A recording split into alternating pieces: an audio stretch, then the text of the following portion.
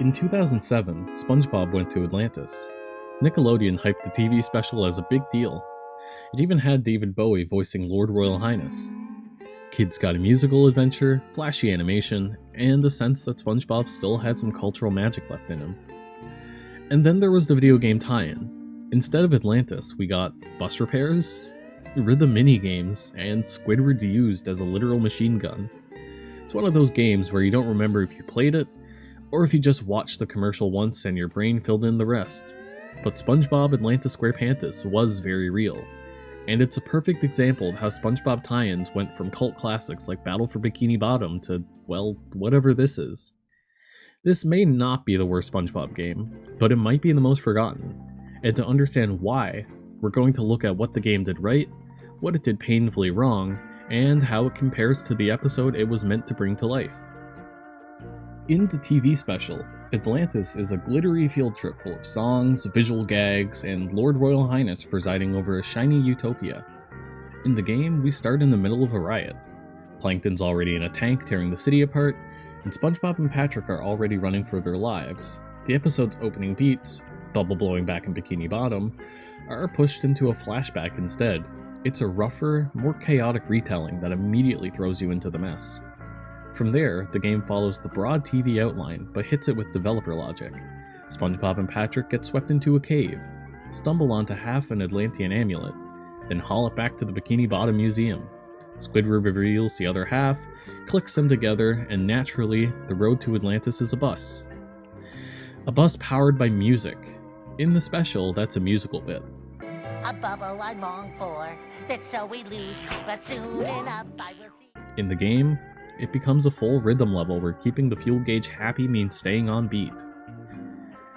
The bus breaks down when Patrick runs out of lyrics, so you detour through gardens to collect toolkits and parts, a tidy example of how a one-off joke turns into 2 missions worth of objectives. Arrival in Atlantis brings the guided tour with Lord Royal Highness, complete with traps for some reason. The group splits into jobs that map neatly to genre swaps. Mr. Krabs hoovers treasure, while Sandy blasts some targets. Squidward poses for artists on a timing meter, and Patrick turns take a souvenir photo into Pokémon Snap Lite. Meanwhile, Plankton sneaks off towards the weapon room to go full supervillain. Then comes the show's big comedy pivot. Patrick pops the world's oldest living bubble. Twice. That gag survives intact. The fallout becomes a chase level with little mechanical flourishes. Paper clips to unlock doors, Sandy using Squidward as a ping pong ball cannon, until the flashback catches up to the opening tank rampage. Plankton fires, only to discover the ultimate Atlantean weapon shoots ice cream. Lord Royal Highness snatches him as a curio and orders the amulet tossed so the gang cannot come back, ending the adventure where it started, on the bus home. That's the story's spine. Around it is a production context that explains a lot about the game's feel. The core SpongeBob cast is present, which helps the jokes land, but David Bowie does not reprise his role. The narrator you hear in the opening cutscene is Jim Ward, the same voice behind the realistic fish head and the helicopter correspondent in Creature from the Krusty Krab. Blitz Games handled the console version while Ultron took the handhelds, a split dev structure that often leads to parallel but different interpretations of the same brief. THQ published under the Nick Games banner. A chunk of the soundtrack is pulled from Creature from the Krusty Krab. Composer Matt Black worked on both, so you hear straight lifts and remixes, even down to menu music and specific stingers that pop during tank appearances. It is cost-effective, it is cohesive across projects, and it is very noticeable if you played the earlier game. Most versions shipped about 20 days before the TV special aired. The Wii release hit the same day as the episode. That is classic meet the marketing window timing, and it explains the emphasis on short scenes, reusable systems, and lots of minigame scaffolding.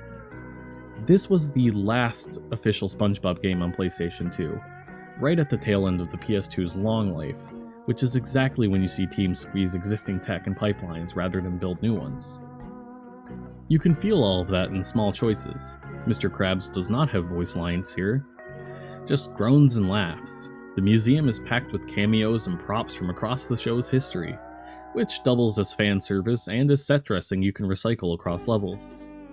And there is even a hidden developer mascot, Rockfish, tucked into multiple stages for the eagle-eyed. These are economical touches, but they also give the game a little personality when the systems get thin. So, context in a sentence. The episode gave the team a musical road trip, the schedule gave them a hard date, and the hardware era gave them a mandate to reuse. That is how you end up with Atlantis as a collage of rhythm meters, rail shooters, and timing prompts. Sometimes charming, sometimes hollow, all orbiting the special without ever feeling like it. Alright, let's break down the game the way it wants to be broken down. Level by level, 14 stages, each with its own gimmick. And almost all of them proving that variety doesn't always equal quality. We open not with SpongeBob, but with Plankton in a tank, tearing through Atlantis, while blasting enemies with ice cream. It's chaotic, it's kind of fun, and it sets the tone for what's coming, gimmick after gimmick. Some better than others, and yes, we'll be back in the tank later. Brace yourself. Then the story flashes back. SpongeBob and Patrick stumble into a cave, dodging ghost pirates, finding the missing half of an Atlantean amulet. On paper, it sounds adventurous, but in practice, it's mostly climbing ladders and avoiding enemies that feel like speed bumps. It's here to get you to the next cutscene, not much else. From caves to culture, now we're in Bikini Bottom Museum. SpongeBob gets a camera, and suddenly this turns into Pokémon Snap Lite. You're snapping pictures of exhibits while shooting Krabby Patties at guards who get in the way. It's novel for about 60 seconds, then you realize the entire level is point, click, move on. The museum leads us to Atlantis, but not before we discover the path there is a bus powered by music. The episode made this a song, the game made it a rhythm challenge. Hit buttons in time, keep the bus flying. Cute the first time, but the novelty burns out faster than Patrick's songwriting skills. Of course, the bus then immediately breaks down, because Patrick can't keep a rhyme going. That leads to Bus Building Bonanza, where you drive through gardens, dodging hazards, and collecting toolkits. And, credit where credit's due, this level's actually decent. Driving's clunky, but there's at least some sense of progression here. Now we've reached Atlantis at last, and Lord Royal Highness gives a grand tour. In the show, this is a fun set piece. In the game, it's honestly a snooze fest of QuickTime events. Press buttons to not die, stay awake, and try not to wonder why an Atlantean utopia needs this many death hazards. Meanwhile, Mr. Krabs and Sandy sneak off to the treasure room. That means rail shooter time. Sandy uses a bubble blaster to vacuum up cash and gems for Mr. Krabs, and while it's shallow, it works. Honestly, it's better than it has any right to be, and it's still more fun than Rambo the video game from 2014. Think about that for a second. And back to Squidward, who finally gets his dream job, modeling for Atlantean artists. Gameplay, match the pose, hit the right button, repeat. It's Simon Says with classical undertone. If you've ever wanted a level that makes you question why you're still playing, this is the one. Patrick gets a go at photography, this time with Paparazzi Patrick. Same premise as Snap Happy, different backdrop, point, click, repeat. It's not bad, but it's not different either, which makes you wonder if the devs were just trying to stretch the runtime. Then comes one of the stronger stages. After Patrick pops Atlantis' oldest living bubble, twice, the gang has to sneak through the halls to escape angry guards. Hide and Sneak actually tries. Paper clips to unlock doors, character abilities like Sandy's lasso and Squidward's sprint, even some puzzle flavor. For a moment, it feels like a real game. Meanwhile, Plankton slinks towards the weapons room. In practice, this is another QuickTime event gauntlet. Hit the right button at the right time, again and again. It's filler disguised as progress, and by now you've seen this kind of level too many times already. Thankfully, the game rallies with Squidward Super Shooter.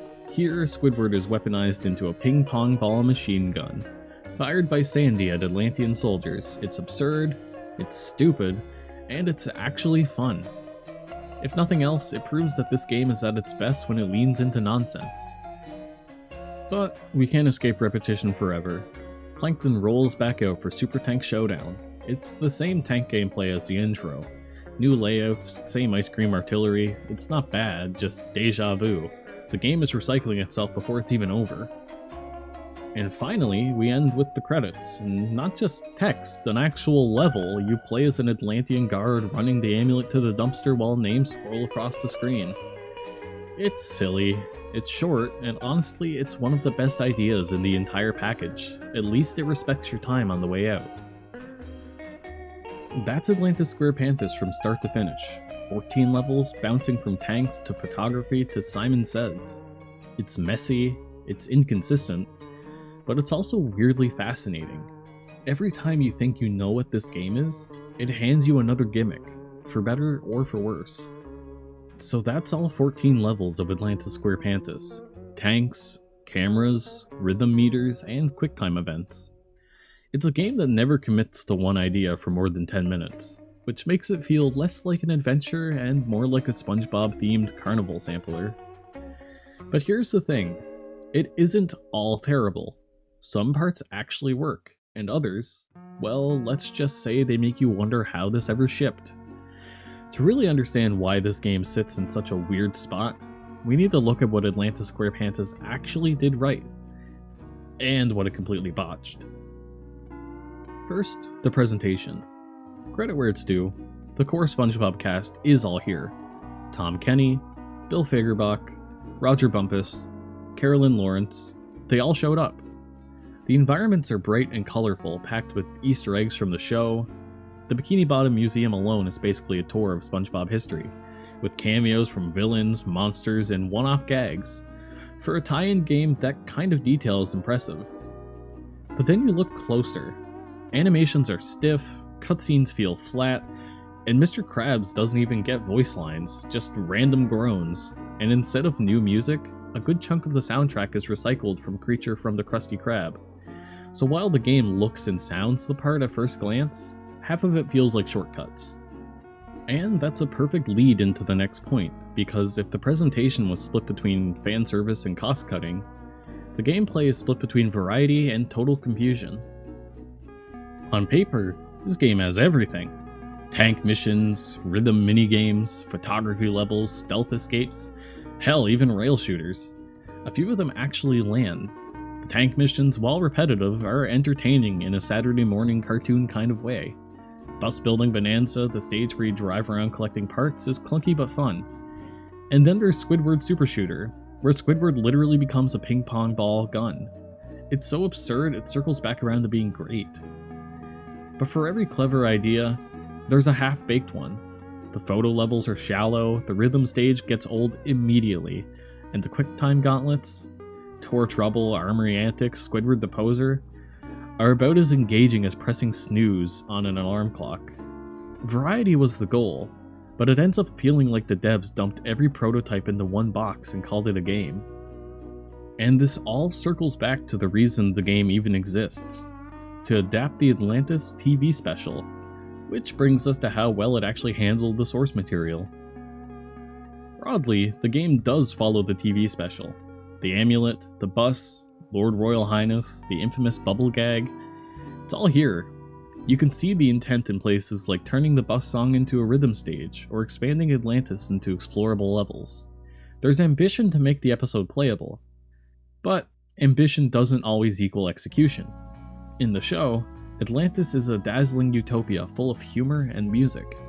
In the game, Atlantis is mostly QuickTime events and bus repairs. The sense of wonder never translates, and instead of David Bowie's eccentric Lord Royal Highness, you get a stand-in voice and a few recycled sound effects. It's Atlantis on paper, bargain bin Atlantis in practice. So, if the presentation is half-hearted, and the gameplay can't decide what it wants to be, and the episode doesn't quite survive the adaptation, that just leaves one final question. Was it even worth playing more than once? The short answer to that question, no. Replay value here is basically non-existent. Once you've slogged through the QuickTime events and other repetitive sections, there's no reason to come back. Critics at the time called it sloppy, tedious, and boring, and they weren't far off. Compared to Battle for Bikini Bottom or even the movie game, this is the low point. That said, there are a couple of silver linings. The interactive credits are clever, letting you play while the names roll instead of just watching text crawl. For the kids who grew up with it, the game probably had enough color and charm to pass a weekend. And historically, it matters. This was the last SpongeBob title released on PlayStation 2, a marker of just how far the franchise had come, and fallen, in licensed gaming. And that takes us to the bigger picture, because Atlantis SquarePantis isn't just a weird SpongeBob game. It's a snapshot of where SpongeBob tie-ins and licensed games in general were heading in the late 2000s. By 2007, SpongeBob was everywhere. TV, movies, toys, and of course, video games. But Atlantis SquarePantis is the moment where the tie-ins stopped feeling like real games and started feeling like product. At launch, critics didn't mince words. IGN called the game second-rate, sloppy, tedious, and really boring. The PlayStation 2 version got an even lower score, and the only saving grace for the Wii version was that the Wii Remote added a tiny bit of novelty to the shooting levels. Even at the time, it was seen as filler, something to cash in on the Atlantis TV special rather than a game worth playing on its own. It makes sense when you zoom out. This was THQ's strategy at the time. Crank out Nickelodeon tie-ins on every console possible. On the exact same day Atlantis launched, so did Nicktoons: Attack of the Toybots. Both games had recycled assets, both were pushed out fast, and both were quite forgettable. They weren't trying to be Battle for Bikini Bottom, they were trying to meet a marketing window. The contrast with earlier SpongeBob games is stark. Battle for Bikini Bottom in 2003 was a full 3D platformer that accidentally became a cult classic. The movie game in 2004 doubled down with more structured levels and even had a fan base. But Atlantis SquarePantis in 2007? Half QuickTime events, half gimmicks. It's the point where SpongeBob tie-ins stopped pretending to be real games and became disposable. And this wasn't just SpongeBob. This was the entire industry. 2007 gave us Shrek the Third on consoles, a game somehow worse than the movie it was based on. DreamWorks and Pixar tie-ins were everywhere, most of them shallow platformers or minigame collections. Even superheroes weren't safe. Spider-Man 3 on PS2 and Wii launched the same year, and was roasted for being glitchy, repetitive, and rushed. Licensed games were shifting from passion projects to pure merchandise. And that's why Atlantis SquarePantis barely registers today. It wasn't good enough to be beloved, it wasn't broken enough to be funny, and it wasn't iconic enough to stand out. If Battle Before Bikini Bottom is the SpongeBob game everyone remembers, Atlantis is the SpongeBob game nobody talks about, lumped in with a wave of mid-2000s tie-ins that existed just long enough to hit shelves and then vanished. So Atlantis SquarePantis wasn't a unique failure. It was part of a trend, a generation of licensed games that traded ambition for deadlines. The episode gave us a musical adventure with David Bowie. The game gave us Squidward as a gun in a bus repair simulator, and in 2007, that was just the state of the industry. In the end, SpongeBob SquarePants Atlantis SquarePantis probably isn't the worst SpongeBob game, but it's definitely the point where the tie-ins lost their spark. What started with Battle for Bikini Bottom as a surprisingly good platformer ended here as a hodgepodge of minigames, QuickTime events, and filler. The TV special gave kids Atlantis, David Bowie, and catchy songs. The game gave them bus repairs, shallow photo ops, and Squidward as a gun, which, depending on how you look at it, might be a fair trade. But that's what makes it fascinating. This wasn't just a bad SpongeBob game. It was a sign of the times. 2007 was peak shovelware season, and Atlantis SquarePantis is a perfect little time capsule of when licensed games cared less about fun and more about filling shelves. So if you remember this game, odds are you didn't play it. You probably saw it once at Blockbuster, thought about renting it, and then forgot it existed until now, which honestly is exactly where it belongs, stuck between nostalgia and the bargain bin. And that's Atlantis SquarePantis, a game that somehow turned Atlantis into a QTE simulator. If you want more deep dives into forgotten or just plain weird games, hit subscribe so you don't miss what's next, and tell me in the comments, what tie-in disasters or hidden gems should I cover in the future? The stranger, the better. Because if SpongeBob can survive being a rhythm game, a rail shooter, and a photography simulator all in one, I can survive playing whatever you throw at me.